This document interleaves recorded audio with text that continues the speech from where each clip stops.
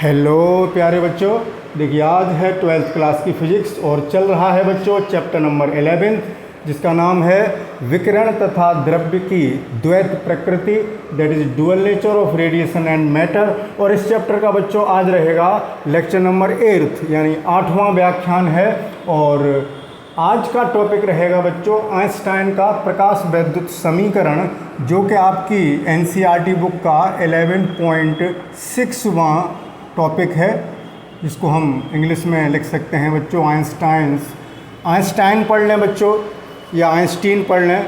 ये महान वैज्ञानिक का नाम है EINSTEIN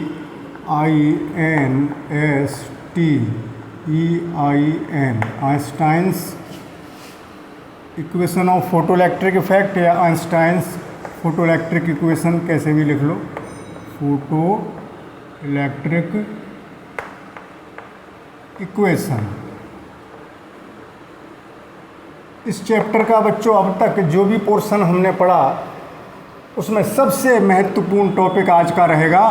तो मन लगा के कॉपी पेंसिल ले करके एनसीईआरटी की बुक ले करके साथ बैठिएगा और इस वीडियो को देखिएगा, बड़ा आनंद आने वाला है बच्चों। क्योंकि पिछले लेक्चर में बच्चों हमने देखा कि तरंग सिद्धांत पूर्ण रूप से अपने पैर जमा चुका था, लेकिन जैसे ही प्रकाश वैद्युत समीकरण की घटना सामने आई उसकी व्याख्या प्रकाश वैद्युत प्रभाव की व्याख्या तरंग सिद्धांत नहीं कर सका, फेल हो गया पूरी तरीके से, जो कि हमने पिछले लेक्चर में देखा 7th लेक्चर में। तो बच्चों फिर क्या हुआ, सन 1905 में आइंस्टीन ने इस प्रकाश वैद्युत प्रभाव की व्याख्या की। उसके लिए उन्होंने एक नई थ्योरी बनाई जो कि किस पर बेस्ड थी, किस पर आधारित थी, प्लैंक के क्वांटम सिद्धांत पर आधारित थी। और उन्होंने एक प्रकाश वैद्युत समीकरण प्राप्त की, जिसकी सहायता से आज हम देखेंगे कि किस तरीके से प्रकाश वैद्युत प्रभाव की व्याख्या ये इक्वेशन 100% रूप से कर देती है। तो ठीक है ना बच्चों, लेट्स स्टार्ट दिस टॉपिक। तो बच्चों आइंस्टीन ने बेस बनाया प्लैंक्स क्वांटम थ्योरी को, जिसके अनुसार जो विकिरण ऊर्जा है, संक्षेप में लिखेंगे बच्चों, विकिरण ऊर्जा का उत्सर्जन या अवशोषण,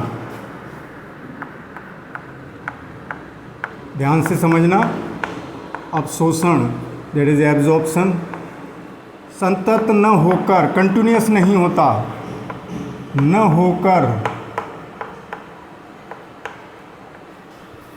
ऊर्जा के छोटे छोटे पैकेट्स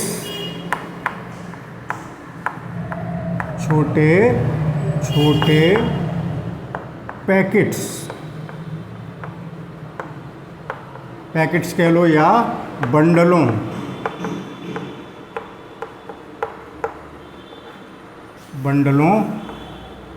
के रूप में होता है,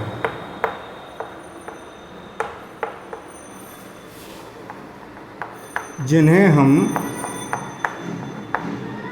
क्वांटा, ये क्वांटम का प्लूरल है बच्चों, जिन्हें हम क्या कहते हैं, क्वांटा। और आइंस्टीन ने इनको फोटोन का नाम दिया, प्रकाश के लिए ये क्वांटा क्या कहे गए, फोटोन, क्वांटा या फोटोन कहते हैं। इसका क्या मतलब है कि एनर्जी जो एब्जॉर्ब होगी या एमिट होगी किसी वस्तु से, उत्सर्जन या अवशोषण होगा, वो कंटिन्यूअस नहीं होगा, लगातार नहीं होगा, बल्कि पैकेट्स के रूप में होगा, बंडल निकलेंगे उसमें से ऊर्जा के, और हर बंडल की ऊर्जा समान होगी। और कितनी होगी, प्रत्येक फोटोन की ऊर्जा कितनी होती है बच्चों, E बराबर h न्यू होती है।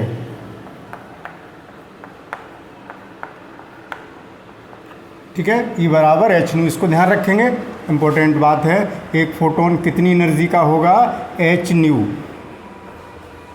एच न्यू होती है जहाँ एच क्या है बच्चों, प्लैंक्स कांस्टेंट, प्लांक का नियतांक,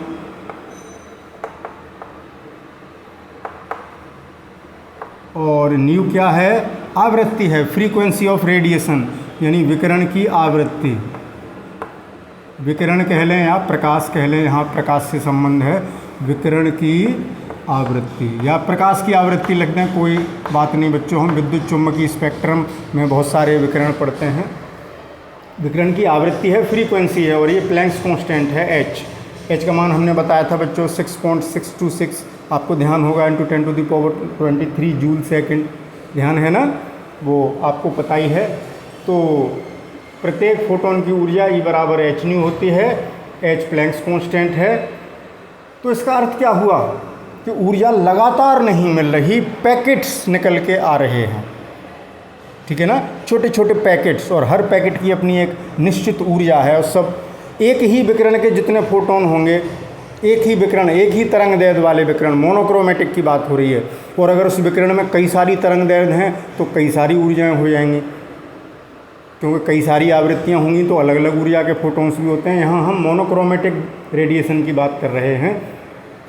तो विकिरण की आवृत्ति हुई बच्चों, ठीक है। अब इसी को बेस बना करके, जबकि तरंग सिद्धांत में जब व्याख्या कर रहे थे तब क्या बताया था कि तरंग ऊर्जा जो लाती है वो कंटिन्यूअसली लाती है, उसमें गैप नहीं होते, पैकेट्स नहीं होते। तो जैसे हम ये दिखाएंगे, जैसे कोई तरंग आ रही है इस तरीके से, ऐसे आती है, लेकिन अब तरंग ऐसे नहीं आ रही, ऐसे आ रही है, ऊर्जा के पैकेट्स हैं, ये फोटोन होंगे बच्चों, और हर फोटोन की कितनी ऊर्जा होगी, एच न्यू। क्लियर हुई बात, ठीक है। इसका स्क्रीनशॉट लें, फिर आगे चलेंगे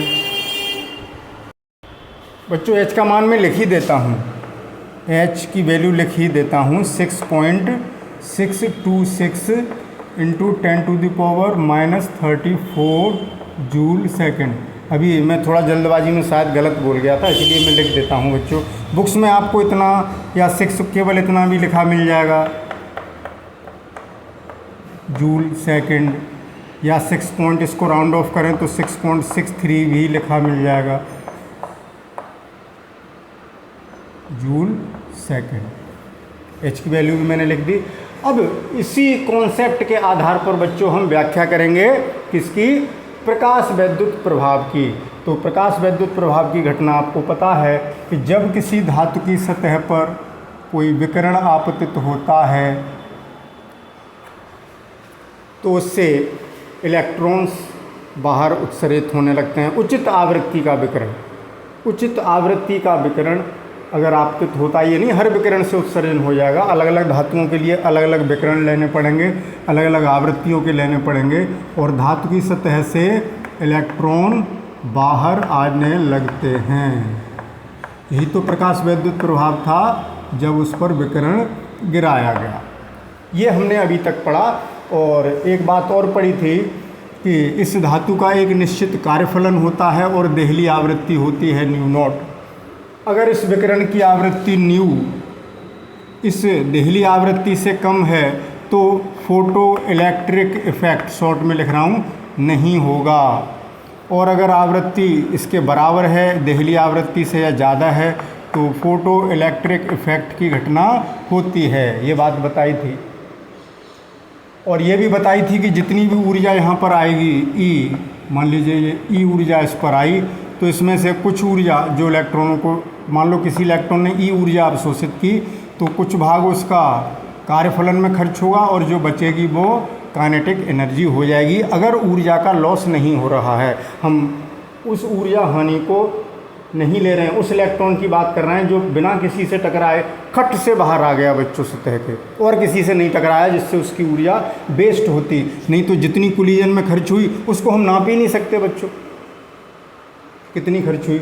तो हम मैक्सिमम वाले की बात कर रहे हैं। ये बात आई थी, ये बात अब तक पढ़ चुके हैं, लेकिन अब इस कॉन्सेप्ट के आधार पर इसको समझेंगे, क्योंकि इस बात को तरंग सिद्धांत नहीं समझा पा रहा बच्चों, तो ध्यान रखेंगे।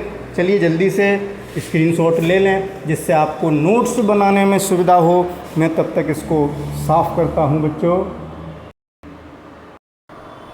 तो बच्चों चलिए एक्सप्लेन करते हैं और निकालते हैं आइंस्टीन की प्रकाश वैद्युत समीकरण। तो देखें बच्चों, आइंस्टीन के अनुसार जो इस पर विकिरण आपतित होगा वो ऊर्जा अब बंडलों के रूप में आएगी, कंटिन्यूस न मिलके एनर्जी के पैकेट्स जैसे फोटॉन्स आएंगे, ठीक है ना।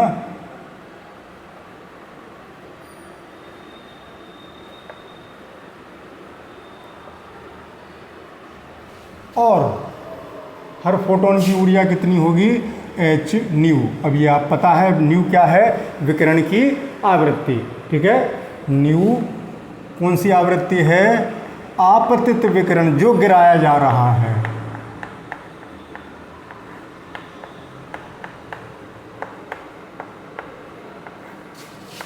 की आवृत्ति है बच्चों। और एच प्लांक नियतांक है, उसको नहीं लिख रहे, वो पता है आपको।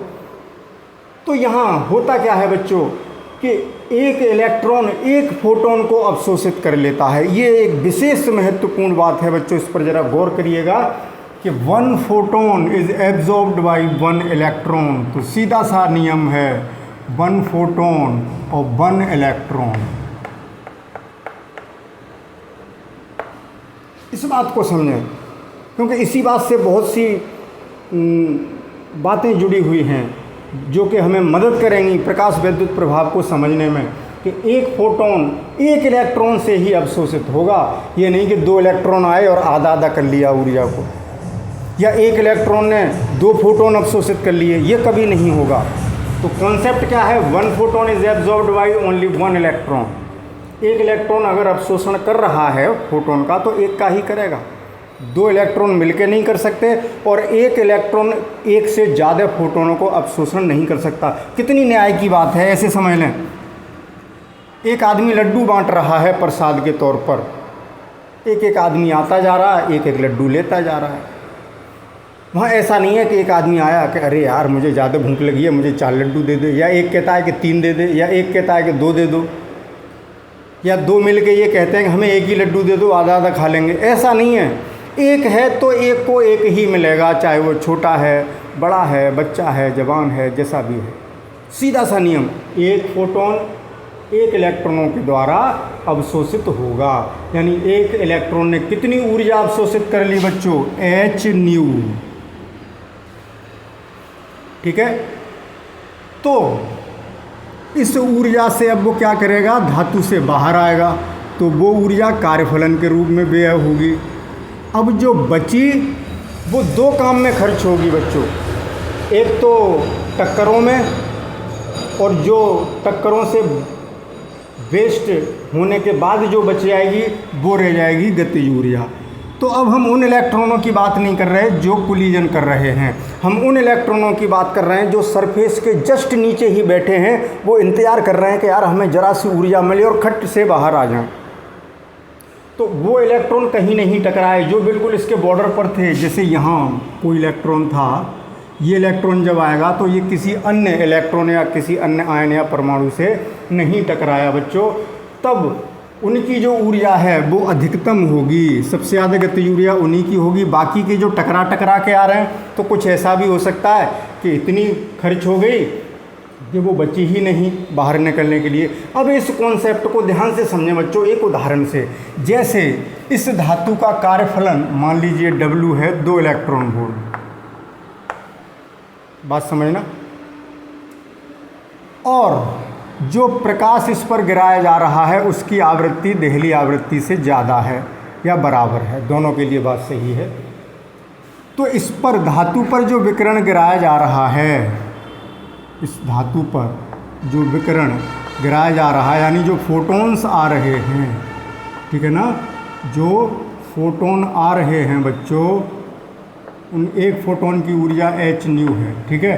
तो मैं मान लेता हूँ कि ये इतनी ऊर्जा के फोटोन हैं कि इनकी ऊर्जा है 4 इलेक्ट्रॉन वोल्ट, यानी एच न्यू कितनी है, 4 इलेक्ट्रॉन वोल्ट। धातु का कार्यफलन मैंने यहाँ लिख दिया 2 इलेक्ट्रॉन वोल्ट, ये इलेक्ट्रॉन वोल्ट में लिख रहे हैं। और यहाँ लिख रहे हैं व्यय ऊर्जा,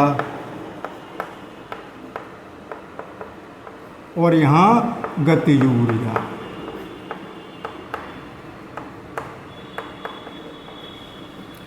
तो 4 का गिराया यानी हर फोटोन की ऊर्जा 4 है। तो 4 उसने अवशोषित कर ली, एक फोटोन का अवशोषण कर लिया किसी इलेक्ट्रॉन ने। जैसे इस इलेक्ट्रॉन ने एक hν ऊर्जा का यानी 4 इलेक्ट्रॉन वोल्ट ऊर्जा का अवशोषण कर लिया, तो 2 इलेक्ट्रॉन वोल्ट किस में खर्च हो गई बच्चों? बाहर आने में। और व्यय मान लो बिल्कुल नहीं हुई, तो यहाँ कितना हुआ? 2 बचा। ठीक है, या ऐसा करते हैं कि एक व्यय हो गई। व्यय कितनी हो गई? 1 इलेक्ट्रॉन वोल्ट। या और ज़्यादा का कर लें जिससे एग्जाम्पल और ज़्यादा बन जाएंगे। 6 का है, एक फोटोन कितने इलेक्ट्रॉन वोल्ट ऊर्जा का है? 6 का। 2 कार्यफलन था, तो 6 में से 2 खर्च हो गई कार्यफलन में, वो तो खर्च होनी है, निश्चित है। और किसी टक्कर में व्यय हो गई 1, तो बच्चों यहाँ कितनी रह गई? देखें 2 और 1 3 हो गया, 6 में से 3 गया, 3 बचा। अब किसी ने, अब अगले किसी और इलेक्ट्रॉन ने एक फोटोन का अवशोषण किया, यानी उसने भी 6 इलेक्ट्रॉन वोल्ट का अवशोषण किया, और 2 हो गई कार्यफलन में खर्च। और वो थोड़ा नीचे था, वो कुछ ज़्यादा परमाणुओं या आयनों से टकराया या अन्य इलेक्ट्रॉनों से टकराया, तो उसकी ऊर्जा 2 खर्च हो गई।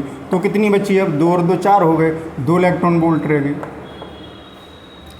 अब 6 इलेक्ट्रॉन वोल्ट उसने अवशोषित की, 2 खर्च हो गई कार्यफलन में, टक्करों में खर्च हो गई 3 इलेक्ट्रॉन वोल्ट, तो 2 और 3 5, 1 ही बची। अब 6 का किसी दूसरे इलेक्ट्रॉन ने अवशोषण किया, 2 तो कार्यफलन में खर्च होगी क्योंकि धातु का कार्यफलन निश्चित होता है बच्चों, और व्यय हो गई 4, तो यहाँ रहेगी बच्चों 0। यानी गतिज ऊर्जा नहीं रही, वो जस्ट आ ही पाया। तो बच्चों इन सब में महत्तम गतिज ऊर्जा किसकी है? जिसने, हाँ एक और लिखें, 6 इलेक्ट्रॉन वोल्ट अवशोषित किया एक इलेक्ट्रॉन ने, 2 खर्च हो गई कार्यफलन में, और व्यय बिल्कुल नहीं हुई, 0 इलेक्ट्रॉन वोल्ट, तो 4 बची। टक्करों में अगर व्यय नहीं की यानी 0 ऊर्जा, ये वही इलेक्ट्रॉन है जो बिल्कुल उतावला बैठा था कि हम सरफेस से तुरंत बाहर आ जाएंगे ऊर्जा मिलती ही, वो किसी से नहीं भिड़ा, ऊर्जा मिली और चुपचाप सतह के बाहर। ठीक है, तो उसकी ऊर्जा बच्चों सबसे ज़्यादा है। और ये ऊर्जाएं हम कैलकुलेट नहीं कर सकते, हम केवल मैक्सिमम कैलकुलेट कर सकते हैं, 4 इलेक्ट्रॉन वोल्ट। तो यही कारण है कि जो इलेक्ट्रॉन निकलेंगे उन सब की गतिज ऊर्जाएं समान नहीं होंगी। तो इसी को मैं के मैक्सिमम लिख देता हूँ, इसीलिए बच्चों हमने के मैक्सिमम लिखा है। कुछ बच्चे मैक्सिमम नहीं लिखते हैं, तो वो उनकी बात गलत है, वो ये ना सोचें कि हमने सही लिख दिया कि hν बराबर W+K। मैक्सिमम लिखना बहुत ज़रूरी है कि हम जो भी बात करेंगे इस पहली सिचुएशन की बात करते हैं बच्चों, कि 6 इलेक्ट्रॉन वोल्ट का गिरा, 2 इलेक्ट्रॉन वोल्ट कार्यफलन में खर्च हुई और व्यय बिल्कुल नहीं हुई टक्करों में, तो सबसे ज़्यादा गतिज ऊर्जा का यही मिला। इसी इलेक्ट्रॉन को रोक करके हम निरोधी विभव प्राप्त करते हैं बच्चों कट ऑफ के। मैक्सिमम कितना वोल्टेज लगाएं तो वो मैक्सिमम काइनेटिक एनर्जी को ही बताता है। तो इसका अर्थ क्या हुआ कि इस धातु की सतह से जो इलेक्ट्रॉन निकलेंगे वो 0 से लेकर मैक्सिमम काइनेटिक एनर्जी तक के होंगे। जैसे किसी इलेक्ट्रॉन की महत्तम गतिज ऊर्जा 10 इलेक्ट्रॉन वोल्ट है, तो 0 वाला भी होगा, 1 वाला भी होगा, 2 वाला भी होगा, 3 वाला भी होगा, तो 0 से लेकर 10 तक के उत्सर्जित होंगे। बात समझ में आ गई? तो इस इक्वेशन में हम जब इलेक्ट्रॉन में किसी एनर्जी का लॉस नहीं हुआ है उस समय जो के है मैक्सिमम है उसकी बात कर रहे हैं बच्चों। अब देखें गतिज ऊर्जा कितनी आई यहाँ से, के मैक्सिमम बराबर कितनी आएगी, hν - W। अब देखें उस इलेक्ट्रॉन की बात करें, अब न्यू पर भी डिपेंड करता है। जैसे अब हमने ऊंची आवृत्ति का प्रकाश गिराना शुरू कर दिया, 6 की बजाय अब कितने का गिरा रहे हैं बच्चों, यहाँ लिख दूँ, अब 10 इलेक्ट्रॉन वोल्ट का, और 2 इलेक्ट्रॉन वोल्ट कार्यफलन में खर्च हुई। तो ये 6 से 10 कब होगा, जब आवृत्ति बढ़ाएंगे, क्योंकि hν तो कांस्टेंट है। ज़्यादा आवृत्ति का प्रकाश गिराने लगे तो क्या होगा, अब मान लीजिए लॉस हुई 0, तो 8 महत्तम गतिज ऊर्जा भी बढ़ेगी। बढ़ गई कि नहीं? यही तो बात वहाँ आई थी प्रकाश वैद्युत प्रभाव के नियम में, कि जब आपतित प्रकाश की आवृत्ति बढ़ा दी जाती है तो उत्सर्जित होने वाले इलेक्ट्रॉनों की महत्तम गतिज ऊर्जा बढ़ जाती है। वो कैसे बढ़ जाती है समझ में आ गया, क्योंकि W तो कांस्टेंट है, hν बढ़ गया, आवृत्ति बढ़ाओगे तो hν बढ़ गया, तो ये बढ़ेगा। अब वो कौन सी स्थिति है जब इलेक्ट्रॉन जस्ट बाहर ही आ पाता है, यानी उसकी गतिज ऊर्जा 0 हो जाती है, जैसे ये वाली कंडीशन थी। ये कब था बच्चों, गतिज ऊर्जा शून्य कब हुई थी? गतिज ऊर्जा शून्य कब हुई थी? जब नहीं, गतिज ऊर्जा शून्य कब होगी? ये तो एनर्जी लॉस वाली बात हो गई कि अगर उसका कार्यफलन 2 इलेक्ट्रॉन वोल्ट है और हमने जो प्रकाश गिराया वो 2 इलेक्ट्रॉन वोल्ट का ही फोटोन का गिराया, तो वो कार्यफलन में ही खर्च हो गई और महत्तम गतिज ऊर्जा हो गई 0। यानी ये जस्ट कट ऑफ निकालना चाह रहे हैं। तो जब के मैक्सिमम 0 है, ऐसा किस आवृत्ति पर है? उस आवृत्ति को मैंने लिख दिया न्यू नॉट। यानी इलेक्ट्रॉन तो निकला, धातु की सतह से जस्ट बाहर आ गया, वही आवृत्ति कट ऑफ फ्रीक्वेंसी है, संस्तब्ध आवृत्ति है, थ्रेशोल्ड फ्रीक्वेंसी है, ठीक है ना बच्चों, देहली आवृत्ति है। तो वो कब है? जब इलेक्ट्रॉन में मैक्सिमम काइनेटिक एनर्जी न हो। ये केस नहीं कह रहा मैं, मैक्सिमम वाले की बात कर रहा हूँ। इसमें तो एनर्जी लॉस हुआ है, ठीक है ना, हम दूसरी बात कर रहे हैं, क्योंकि ये इक्वेशन हमने उस इलेक्ट्रॉन के लिए लिखी है जिसमें क्या हुआ था, मैक्सिमम काइनेटिक एनर्जी मिली थी। इस कॉन्सेप्ट की बात कर रहे हैं। तो जब गतिज ऊर्जा शून्य है, यानी इलेक्ट्रॉन जस्ट सतह पर आ गया है, यानी प्रकाश वैद्युत प्रभाव की घटना हो ही पाई है। अगर इससे कम आवृत्ति का गिराएंगे तो गतिज ऊर्जा नेगेटिव हो जाएगी, अभी समझ में आ जाएगी। तो न्यू बराबर न्यू नॉट, तो के मैक्सिमम की जगह 0 लिख दिया और एच न्यू की जगह न्यू नॉट माइनस डब्ल्यू। तो डब्ल्यू बराबर कितना आ गया? H new not. कार्यफलन का एक नया सूत्र आ गया बच्चों देहली आवृत्ति के पदों में, या न्यू नॉट क्या हो गया? W/H। तो यहाँ न्यू नॉट क्या कहलाएगी? इधर का बिगाड़ दें बच्चों, ये तो समझने के लिए था। या फिर एक स्क्रीनशॉट ले लो, जो चीज़ समझाई है वो भी पता रहना चाहिए। तो स्क्रीनशॉट आपने ले लिया। तो 1 फोटोन 1 इलेक्ट्रॉन का कॉन्सेप्ट अभी क्यों कह रहे हैं, ये अभी बात बताएंगे।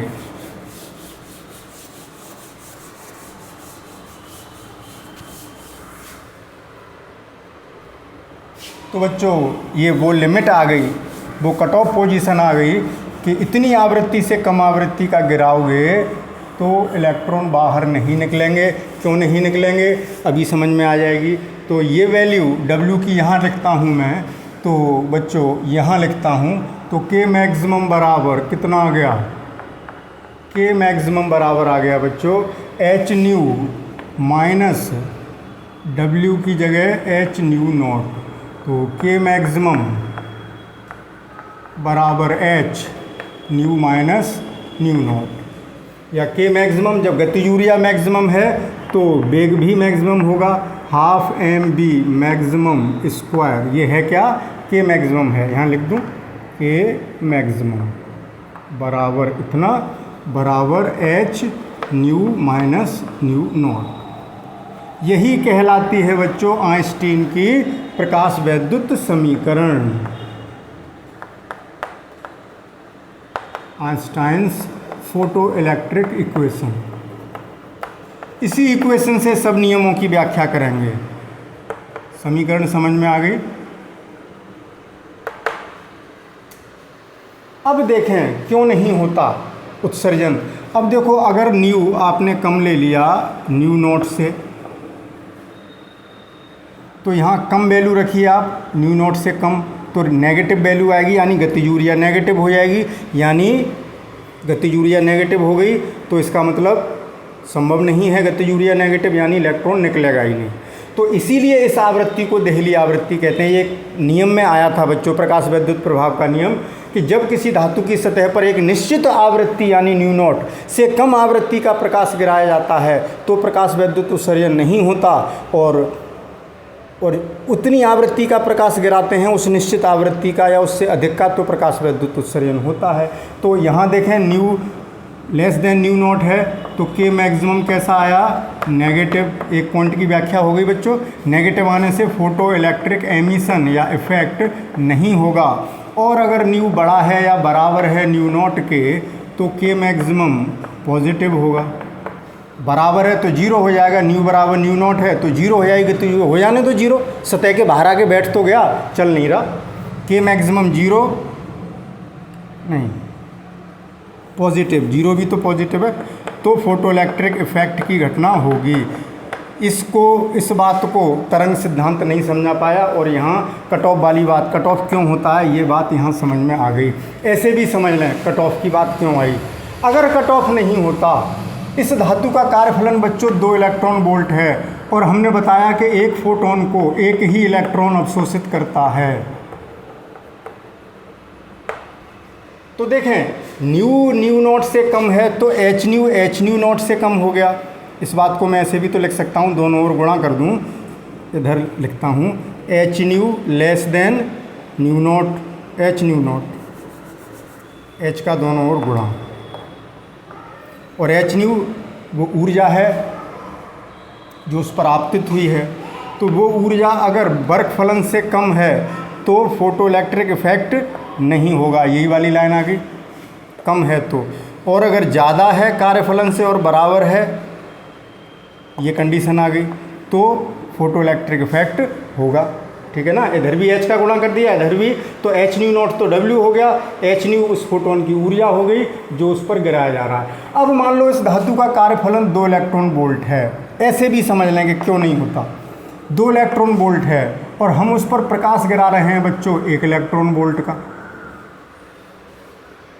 तो कौन सी कंडीशन हो गई। हम जो गिरा रहे हैं डब्ल्यू तो है 2 इलेक्ट्रॉन वोल्ट और फोटोन की ऊर्जा है एच न्यू, 1 इलेक्ट्रॉन वोल्ट तो कम है, एच न्यू कम हुआ डब्ल्यू से, तो फोटो इलेक्ट्रिक इफेक्ट नहीं होगा। यही तो बात आई समझ में।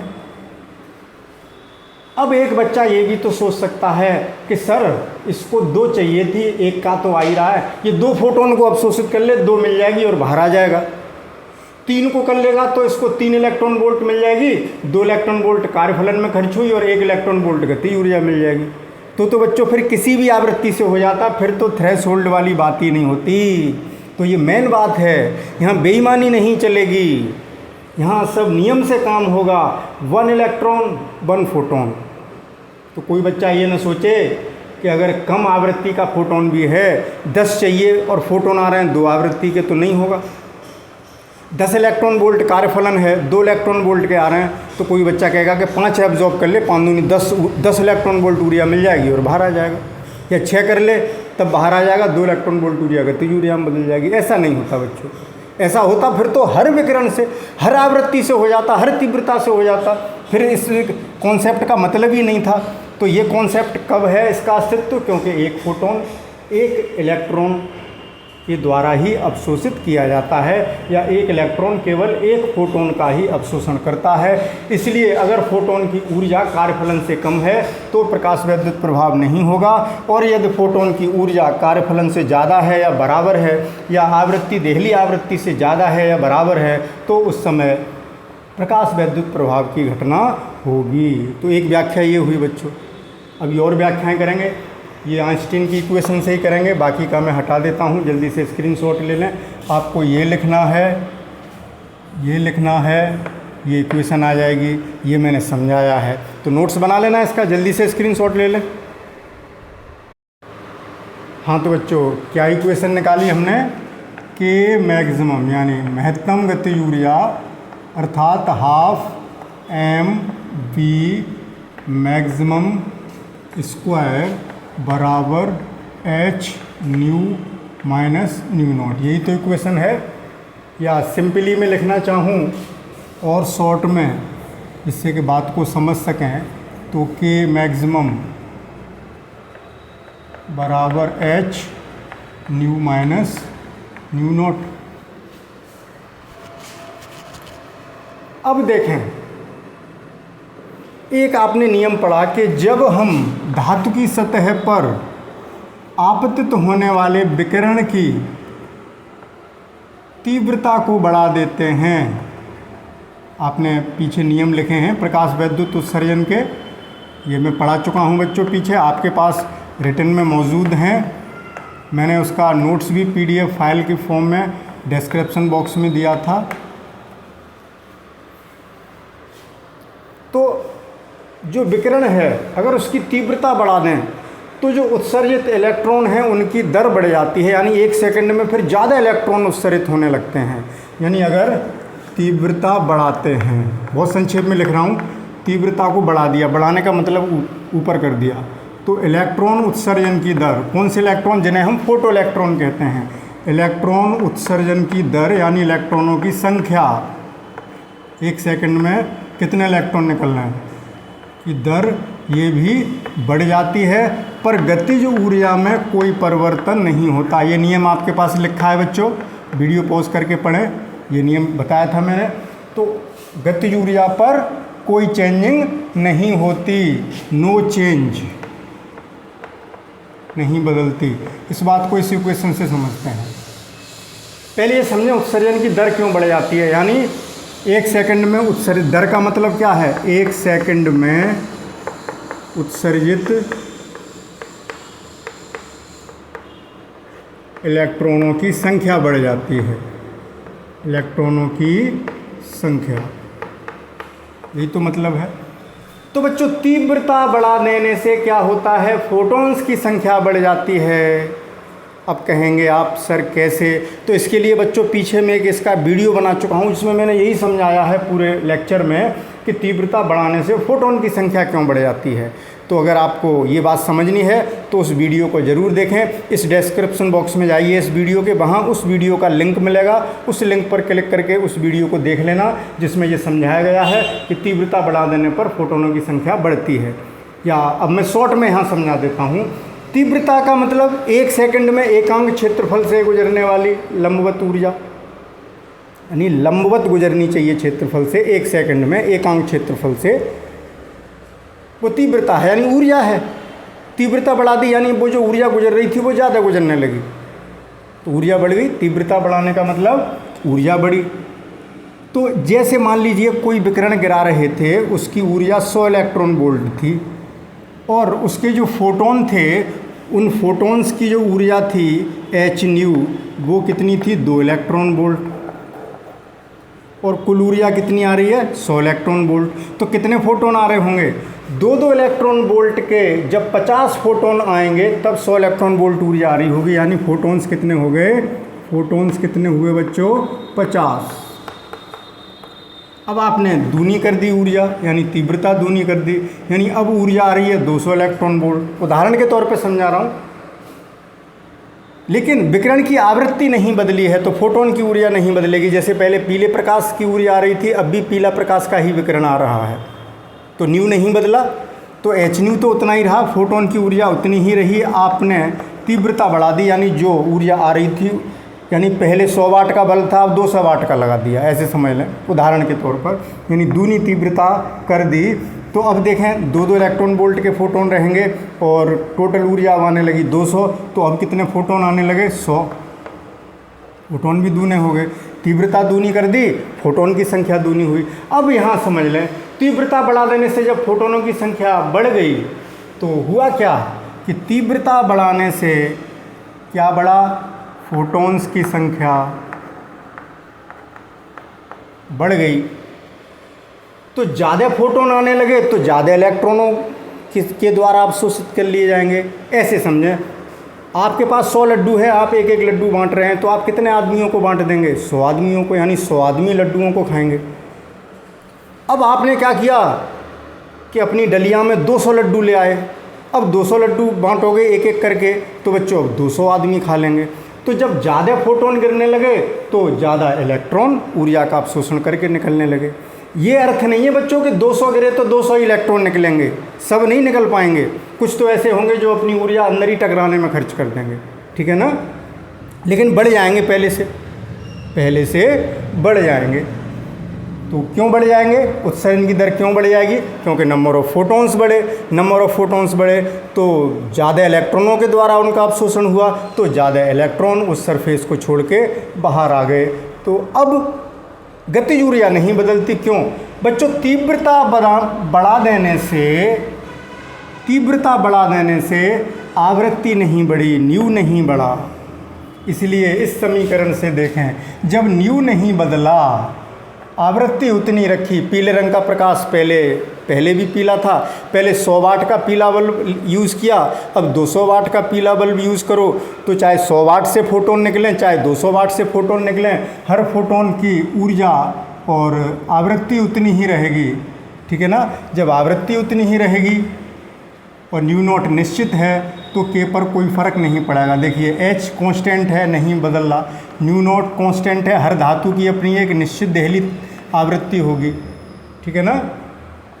तो न्यू नहीं बदला, तीव्रता बढ़ाने से ऊर्जा बढ़ी, केवल टोटल ऊर्जा बढ़ी, एक फोटोन की ऊर्जा नहीं बढ़ी, और एक इलेक्ट्रॉन एक फोटोन को अवशोषित कर रहा है। इसलिए इस समीकरण से जब न्यू नहीं बदला तो आप कितनी भी तीव्रता बढ़ा दें के मैक्सिमम पर कोई फ़र्क नहीं पड़ेगा। इसीलिए बच्चों ग्राफ ऐसा आया था, आपको ध्यान हो, तीव्रता गति ऊर्जा नहीं बदल रही थी, तीव्रता बढ़ा देने पर इधर वोल्टेज और इधर प्रकाश वैद्युत धारा आई, वो फोटो इलेक्ट्रिक करंट, प्रकाश वैद्युत धारा, वो कट ऑफ वोल्टेज ये -V0 जिस पर धारा शून्य कर देते हैं हम एनोड को ऋण विभव देकर। यही तो बताता है गति ऊर्जा कितनी है, क्योंकि गति ऊर्जा बच्चों कितनी हो जाती है, निरोधी विभव का E गुना, ये पीछे पढ़ा चुके हैं बच्चों।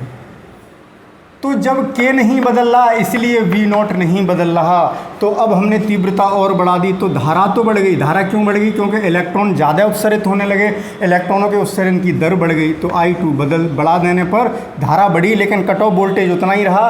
कट ऑफ वोल्टेज उतना ही रहा यानी गतिज ऊर्जा उतनी रही, यानी गतिज ऊर्जा पर कोई प्रभाव नहीं पड़ा। इसकी भी व्याख्या हो गई इस समीकरण से बच्चों।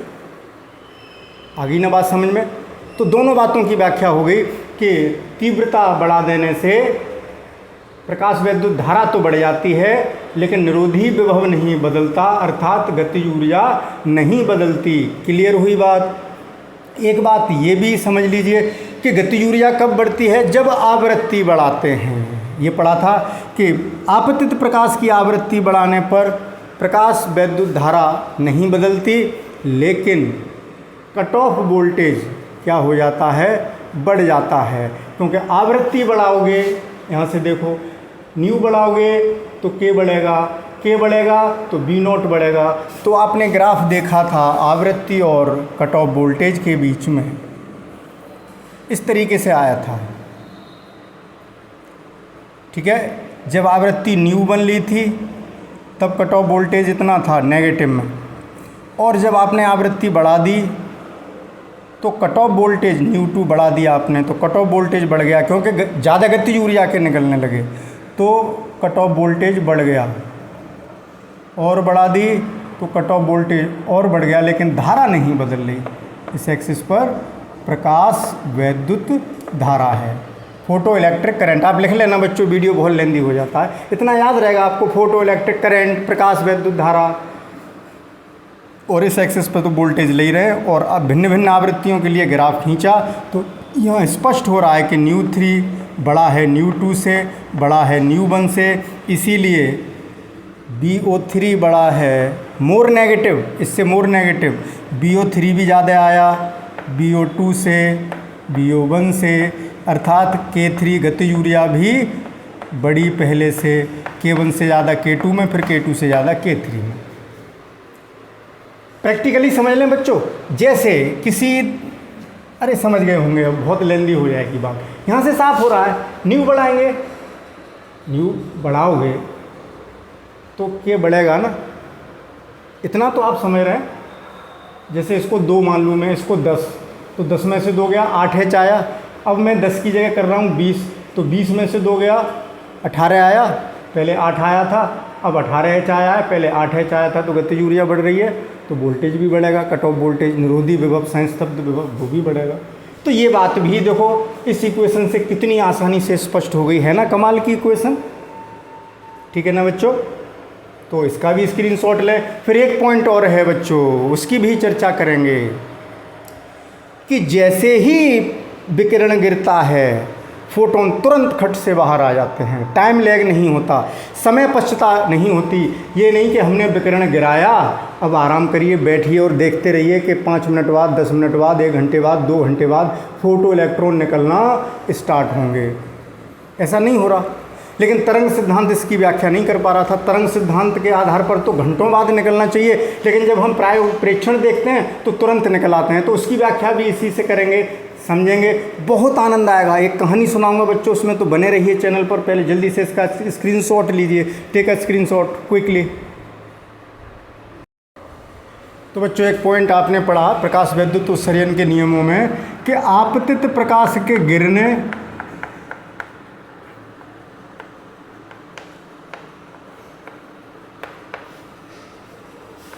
का मतलब उस पर आपतित होने से है, या विकिरण लिख सकते हो, तथा फोटो इलेक्ट्रॉन, इंग्लिश में लिख दूं बच्चों, प्रकाश इलेक्ट्रॉन, फोटो इलेक्ट्रॉन, जो इलेक्ट्रॉन निकल रहे हैं इनको क्या कहते हैं, फोटो इलेक्ट्रॉन।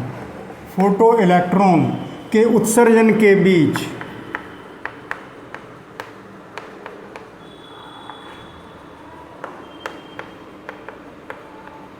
कोई समय पश्चता नहीं होती। बड़ा इंटरेस्टिंग पॉइंट है, कोई समय पश्चता। समय पश्चता समझते हैं बच्चों, टाइम का डिफरेंस, कि 3 बजे प्रकाश गिरा और 4 बजे इलेक्ट्रॉन निकले तो 1 घंटे की समय पश्चता हो गई, समझ रहे हैं।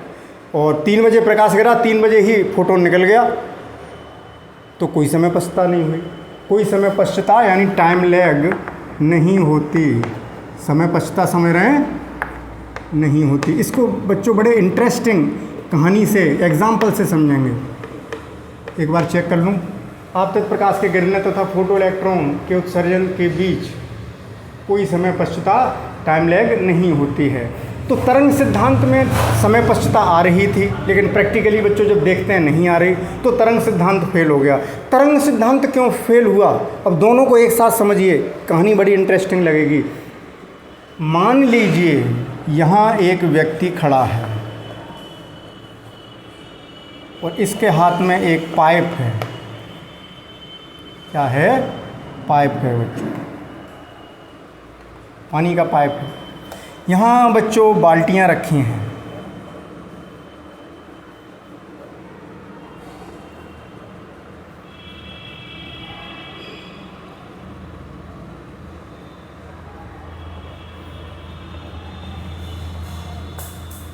ये बाल्टियाँ हैं। अब इसने क्या किया, इस पाइप से पानी की बौछार की, पानी यहाँ से आने लगा। तो ये कौन कहता है, तरंग सिद्धांत यही बात कहती है कि ऊर्जा समान रूप से, यानी यहाँ ये बाल्टियाँ मान लीजिए इलेक्ट्रॉन और पानी है ऊर्जा, समझ रहे हैं। तो इनको भरना है बच्चों, यानी इनके भरने का मतलब जब ये भर जाएंगी तभी इनसे पानी फैलना शुरू होगा, ठीक है बच्चों। तो आप देखें तरंग से ये कौन बता रहा है, ये घटना किसको प्रदर्शित कर रही है, वेव थ्योरी को। अब आइंस्टीन थ्योरी क्या कहती है उसको समझते हैं, अभी दोनों बात क्लियर हो जाएंगी। एक सेकंड बच्चों, हाँ बेटा क्या कह रहे बताओ। हाँ तो बच्चों हम ये कह रहे थे कि आप देखेंगे तरंग सिद्धांत क्या कह रहा था कि ऊर्जा समान रूप से वितरित होती है, यानी धातु के पृष्ठ पर जब तरंग आपतित होगी तो जितने इलेक्ट्रॉन हैं सतह पर सबको बराबर बराबर मिलेगी। तो पर्याप्त ऊर्जा मिलने के लिए समय लगेगा, जब उन पर इतनी ऊर्जा हो जाएगी कि वो कार्यफलन को पार कर सकें तभी बाहर निकल पाएंगे। तो टाइम लगना चाहिए लेकिन समय पश्चता नहीं है। तो इस थ्योरी को यहाँ से समझें कि जैसे इस व्यक्ति ने क्या किया कि पानी की फुहार लगा दी और सभी बाल्टियों में एक साथ पानी भरने लगा, तो क्या इसके पाइप ऑन करते ही सभी बाल्टियाँ भर जाएंगी? धीरे धीरे बच्चों तल ऊपर बढ़ेगा तब ये भर पाएंगी, समय लगेगा। तो ये बात फेल हो गई, तरंग सिद्धांत फेल हो गया। तरंग सिद्धांत ये कह रहा है कि वो तुरंत फिलअप हो जाती हैं, उनको पर्याप्त ऊर्जा तुरंत मिल जाती है। ऊर्जा आई नहीं कि वो पूर्ण रूप से पूरी ऊर्जा का पूर्ण रूप से अवशोषण कर लिया पर्याप्त ऊर्जा का, तो यहाँ वो बात नहीं आ रही, यहाँ समय लगेगा। अब दूसरे व्यक्ति ने क्या किया, यानी ये वेव थ्योरी हो गई फेल। दूसरे व्यक्ति ने भी वही बाल्टियाँ हैं बच्चों, मान लो ये 5-5 लीटर की बाल्टियाँ हैं। अब इसने क्या किया कि 5-5 लीटर के पॉलीथीन के बैग बनवाए, उसमें पानी पैक किया और उन पैकेट्स को, अब ये बन गए ऊर्जा के पैकेट। पानी को मानिए ऊर्जा और ये मानिए इलेक्ट्रॉन। तो इसने क्या किया कि उस पैकेट को फेंका, तो कोई भी पैकेट किसी भी बाल्टी में जाके गिर सकता है, सब में नहीं गिर रहा समान रूप से। मान लो इसमें आ गया और इसमें गिरते ही ये पॉलीथीन फट गई और बाल्टी तुरंत भर गई। जैसे ही पॉलीथीन उस बाल्टी में पड़ेगी, 5 लीटर की बाल्टी है, 5 लीटर इसमें पानी है, ये पर्याप्त तुरंत भर गई बच्चों। फिर अगली पॉलीथीन फेंकी, वो मान लो इस बाल्टी में आके गिरी, ये तुरंत भर गई और यहाँ से यानी इलेक्ट्रॉन तुरंत बाहर आ गया। तो पैकेट है, एक इलेक्ट्रॉन एक फोटोन का अवशोषण करता है, वो बहुत तुरंत कर लेता है। जैसे यहाँ बाल्टी पैकेट से बहुत जल्दी भर जाती है और एक कंटिन्यूस पानी छोड़ के, लगातार पानी छोड़ के अगर इन बाल्टियों को भरोगे बच्चों तो क्या होगा, समय लगेगा। तो वेव थ्योरी फेल और पैकेट वाला सिद्धांत, आइंस्टीन का सिद्धांत सफल हो गया। और इसीलिए जैसे ही रेडिएशन गिरता है फोटॉन्स तुरंत ही अवशोषित कर लिए जाते हैं इलेक्ट्रॉन से और तुरंत खट से बाहर उनका उत्सर्जन होने लगता है। तो समय पश्चता नहीं होती, इसकी व्याख्या भी आइंस्टाइन थ्योरी से हो गई।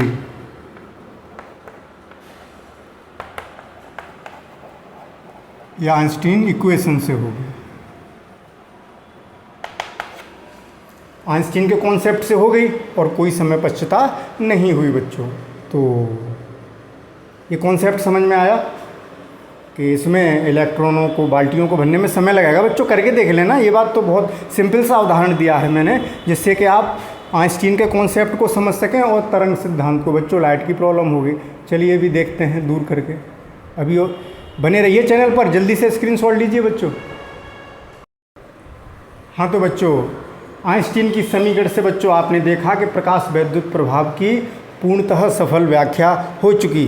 इसी काम के लिए बच्चों उन्हें, आइंस्टीन को 1921 में नोबेल पुरस्कार मिला था। सन 1921 में नोबेल प्राइज़ मिला था बच्चों। बहुत बड़ा पुरस्कार होता है ये, भौतिकी के क्षेत्र में नोबेल पुरस्कार मिला था इनको। और इसकी व्याख्या बच्चों कब कर दी थी, ये क्वेश्चन उन्होंने कब बता दी थी, 1905 में।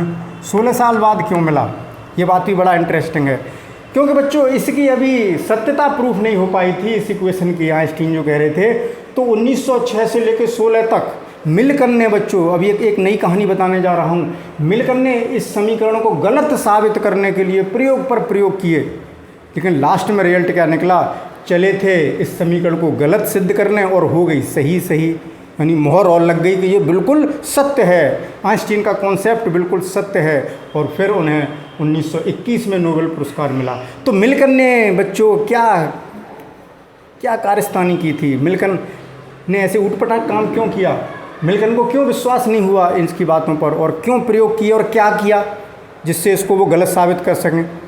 तो ये बहुत इंटरेस्टिंग कहानी है। कल का लेक्चर या कल का वीडियो देखना न भूलें, बने रहिए इस चैनल पर, बड़ा आनंद आएगा बच्चों कल, ठीक है। और बहुत महत्वपूर्ण टॉपिक है न्यूमेरिकल प्रॉब्लम के दृष्टिकोण से भी, ठीक है। तो कल एक नई कहानी के साथ, मिलकन की कहानी। Okay, thank you for watching, best of luck.